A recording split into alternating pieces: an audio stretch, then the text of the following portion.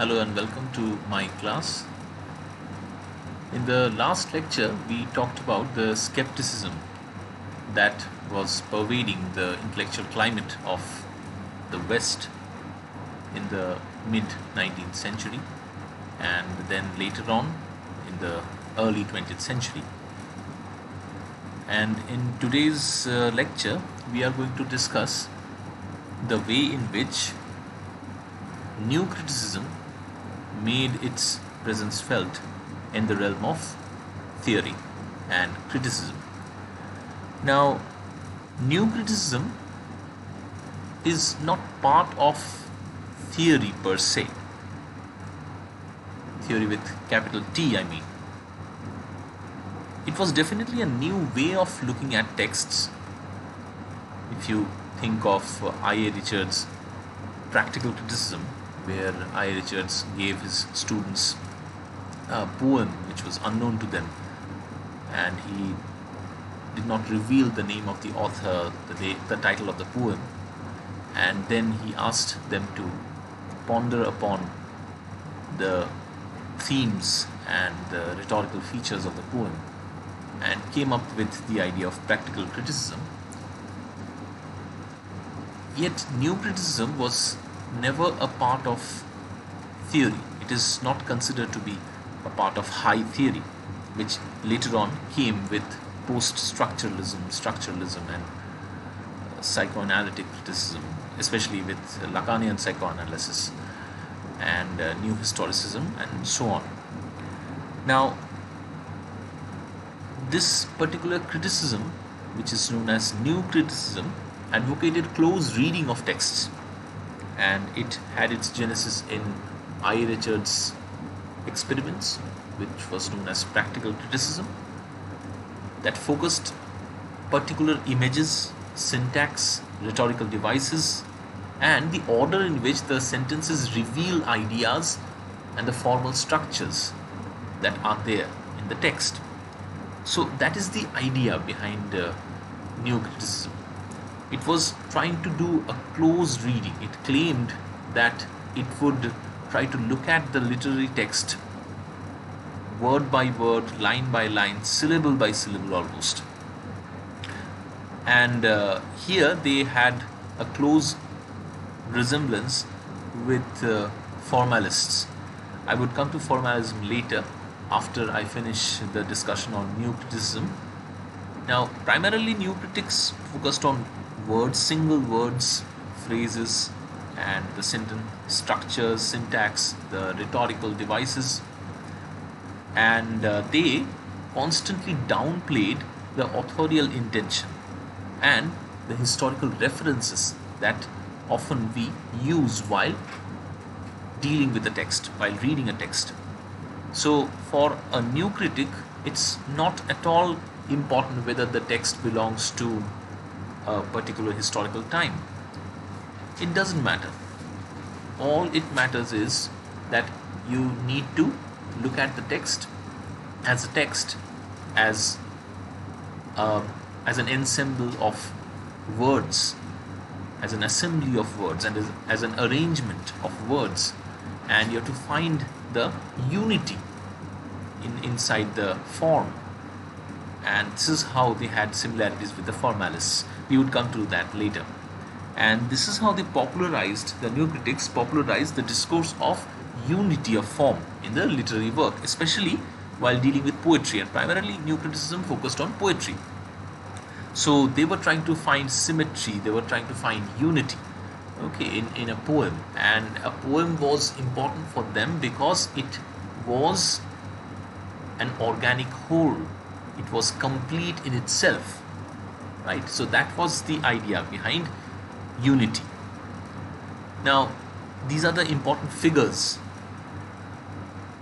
when it comes to the discussion of new criticism.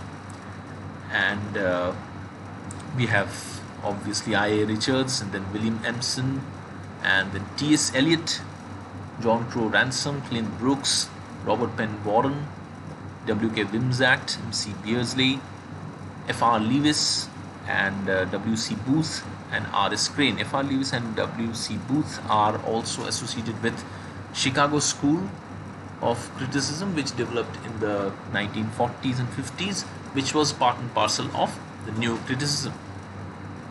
Now, the origins of New Criticism takes us back to the days of Plato.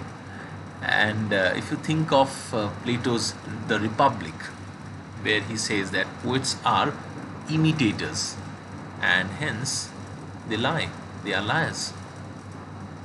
So poets are to be banished because they imitate of something which is already an imitation. They imitate something which is already of imitation. So that is the idea of Plato, roughly speaking. And then we have Aristotle, his disciple, who comes up with this idea that poets are not liars. They do not merely imitate reality, but they reconstruct reality. So they are not imitating reality. The word that is often used in this context is mimesis. Mimesis is roughly, it means imitation, but then mimesis also moves on, especially with Aristotelian discourse, it moves on towards representation. So from imitation, Aristotle puts the discourse of understanding of literature to representation. So they reconstruct reality, they represent reality. This is how the discourse of representation came into being. And then we have in the Renaissance Sir Philip Sidney, where he comes up with his a defense of poetry, and there he claims that poets never affirm anything, hence they do not lie. So the poet nothing affirmeth, and therefore never lieth. So poets are not affirming anything to be true, hence they are not lying. So if you are not affirming something to be true, then there is no question of whether you are speaking the truth or not arise, right? There is no question of that, whether you are a liar or not. So that is the idea. And Philip Sidney also came up with this idea where he tried to uphold the power of poetry as something which is transformational, which transforms you. So nature's world is brazen, the poets only deliver golden. So the world is actually made of brass, poets make it golden. So when poet represents something, they make it better. So that is to say, poetry represents things as they should be, not merely as they are. So poetry represents things as they should be, not merely as they are. So that is the argument that Sidney puts forward. And this particular argument of Sidney moves towards projecting literary work as having the potential to create a different world altogether, which is again coherent and complete in itself. So here we get the idea of unity, quote unquote unity, with which new critics would try to begin their discourse on literature and literary criticism. And we also have Immanuel Kant, and we have discussed Kant, his Prolegomena, while discussing this idea of skepticism, right, which lies at the heart of literary theory and literary criticism in the 20th century. So Kant, in his critique of judgment, conceptualizes an autonomy of the beautiful with reference to the work of art. And he distinguishes between two things. One is the purposive and the purposeful. So something is purposive and there is another thing which is purposeful. So any object is purposeful in nature. It has a specific purpose. But the aesthetic object is purposive in nature. So this is how Kant distinguishes between any object and aesthetic objects. So aesthetic objects do not need to serve anything, right? It is autonomous in its own way. It is beautiful and hence it is purposive in nature, right? So that is the distinction that Kant comes up with. And Kant directly influences Coleridge, who was the most Kantian among the Romantic poets in Britain. And Coleridge develops the idea of organicity, where he claims that the beautiful is different from both the agreeable and the good. The agreeable and the good have definite purposes, while the beautiful need not have any practical purpose. So, again, he's using the idea of Kant's critique of judgment. And the beautiful, as Coleridge would continue, the beautiful can be grasped through intuition and contemplation, and it attains fulfillment in this way.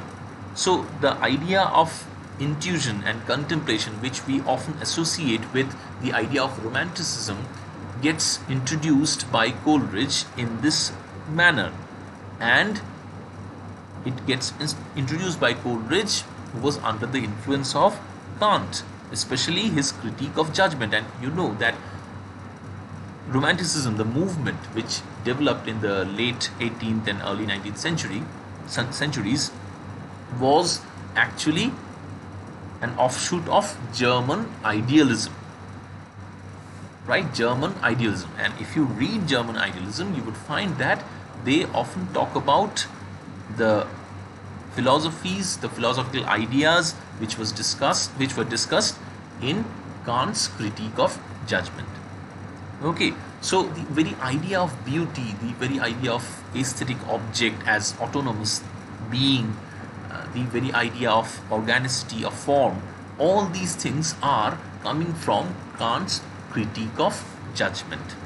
And the judgment of beauty does not depend on the actual existence of the object for its fulfillment. So the work of art need not have any other motive except being beautiful, right? And here you can think of Keats's idea where he equates beauty with truth.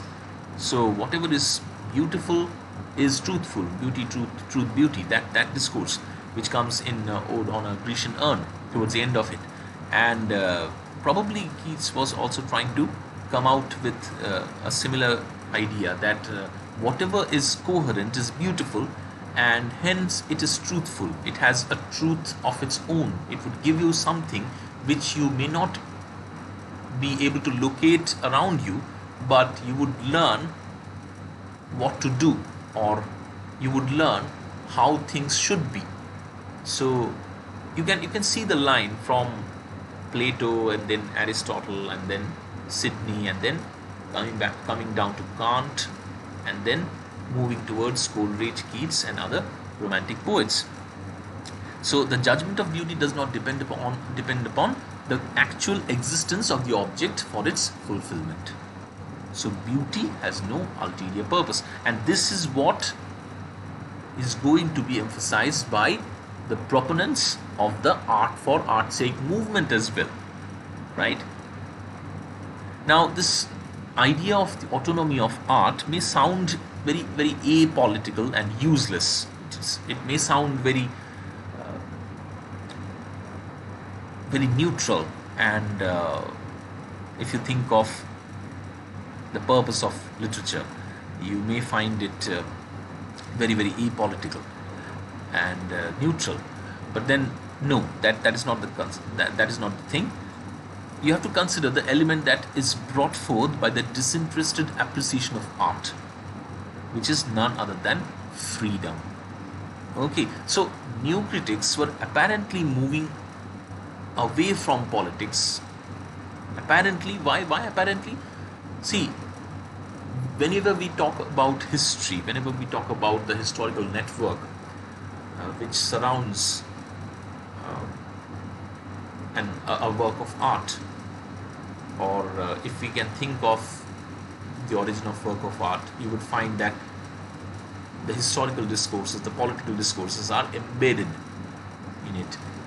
it acts like a network. So a work of art comes into being with a close interaction, with a profound interaction with the political climate, the historical climate in which it gets produced. So in that sense, neocritics were definitely going away from art. But then you think of the time when neocritics were coming up with this idea of art, the rise of fascism, the rise of totalitarianism were already visible in the academia, in several walks of life. And at that moment, to talk about the autonomy of art was something which was definitely revolutionary.